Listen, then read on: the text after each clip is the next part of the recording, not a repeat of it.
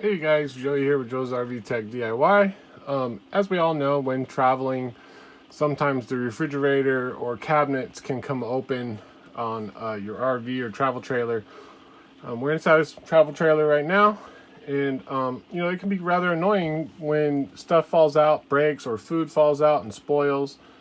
So this is kind of a really neat one that I like because you just press it on, and on each side it just has double-sided 3M tape on the back of it, and it doesn't fall off. It's really sturdy and strong. So then you just clip these little gray buttons.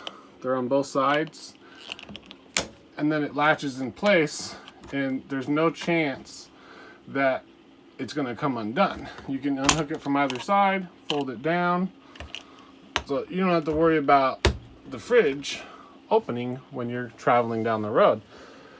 You can use this on sliding doors. You could use it on cupboards if it's set up properly. And I mean, the uses for it are kind of limitless when it comes to traveling down the road. I just kind of wanted to share it with you guys. This specific one is a Dometic refrigerator. So that's just a little trick that some of our customers have been using, and we've been installing for them as well when they ask. And sometimes we bring it up to them.